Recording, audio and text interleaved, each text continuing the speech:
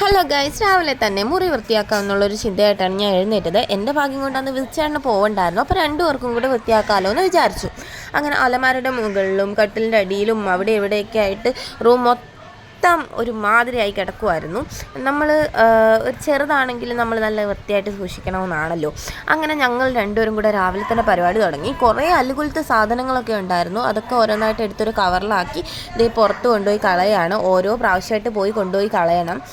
മൊത്തം കൂടെ വാരിയെടുത്തുകൊണ്ട് കളയാൻ പറ്റത്തില്ലല്ലോ. അതുകൊണ്ട് കവറിലാക്കി കൊണ്ട് കളയാണ്. എല്ലാം കളഞ്ഞിട്ട് തിരിച്ച് കയറി ചെന്ന വഴി കുഞ്ഞിപ്പെണ്ണിൻ്റെ അടുത്ത് വരെ ഫോണും കൊണ്ടൊന്ന് പോയി. നല്ല ചിരി. ഹായ് പറയാൻ പറഞ്ഞപ്പോൾ ഹായും പറഞ്ഞേ.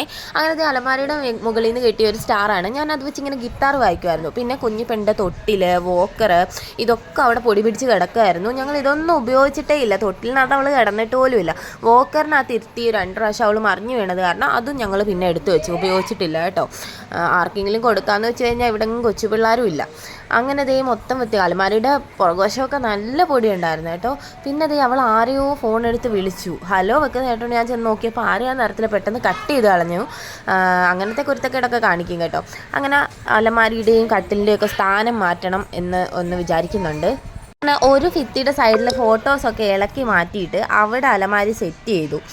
പക്ഷെ അതൊന്നും അല്ല രസം. എല്ലാം സെറ്റ് ചെയ്ത് കഴിഞ്ഞപ്പോൾ അവിടെ ഇരുന്നാൽ വെട്ടമില്ല എന്നുള്ളൊരു തോന്നൽ വന്നതുകൊണ്ട് അവിടുന്ന് അലമാര മാറ്റി. പക്ഷേ ഇതിനകത്തൊരു രസമുണ്ട്. ആ ഫോട്ടോസ് പിന്നെ ഒട്ടിക്കേണ്ട വന്നു കേട്ടോ. അവിടുന്ന് ഇളക്കിയിട്ട് ആണ് ആ അലമാര അവിടെ വെച്ചത്. പിന്നെ അവിടുന്ന് ഫോട്ടോസ് എല്ലാം ഇളക്കേണ്ട വന്നു. പിന്നെ അതെടുത്ത് വേറെ സൈഡിൽ വെച്ചു. അങ്ങനെ അലമാര അങ്ങോട്ടും നീക്കി ഇങ്ങോട്ടും നീക്കി മൊത്തത്തിൽ വലിയൊരു പണിയായിരുന്നു. അങ്ങനെ അതൊക്കെ എല്ലാം സെറ്റ് ചെയ്ത് വെച്ചു കേട്ടോ. ദേ കണ്ടില്ലേ. പിന്നെ എനിക്ക് പൊടിയുടെ അലർജി ഉള്ളത് കാരണമാണ് ഞാൻ മുഖത്ത് തോർത്ത് കെട്ടിയത്. പിന്നെ കുറേ ഫോട്ടോസൊക്കെ ഒട്ടിക്കാനുണ്ടായിരുന്നു. കുറേ കാലമായിട്ട് ഇങ്ങനെ അലമാരിക്കകത്ത് വെച്ചിരിക്കുക. അങ്ങനെ കുറേ ഫോട്ടോസ് ഉണ്ടായിരുന്നു ഒട്ടിക്കാൻ. അതൊക്കെ ഇന്നൊന്ന് സെറ്റ് ചെയ്യാമെന്ന് വിചാരിച്ചു. അങ്ങനെ ഞാൻ പറഞ്ഞ പോലെയും വിളിച്ചേട്ടൻ്റെ ഐഡിയ വെച്ചിട്ടും വിളിച്ചേട്ടൻ ഇങ്ങനെ ഫോട്ടോസൊക്കെ ഒട്ടിക്കുകയാണ്.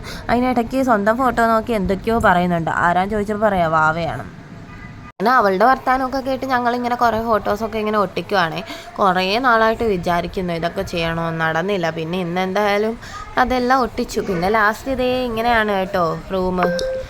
മൊത്തത്തിൽ അങ്ങനെ അങ്ങ് വൃത്തിയാക്കിയൊന്നും ഇല്ലെങ്കിലും കുറച്ചൊക്കെ ഞങ്ങളെ കൊണ്ട് പറ്റുന്ന രീതിക്ക് ഞങ്ങളൊന്ന് വൃത്തിയാക്കിയിട്ടുണ്ട്. പിന്നെ ആ പരിപാടിയൊക്കെ കഴിഞ്ഞു. എയർ ഹോളിലിരിക്കുന്ന തല കണ്ടോ, അതെൻ്റെ ഐഡിയ ആണ്. അങ്ങനത്തെ കുഞ്ഞിപ്പെണ്ണും ഉറങ്ങി. എൻ്റെ ചാനൽ ആദ്യമായിട്ട് കാണുന്നവരുണ്ടെങ്കിൽ സബ്സ്ക്രൈബ് ചെയ്തേക്കണേ. Okay, bye.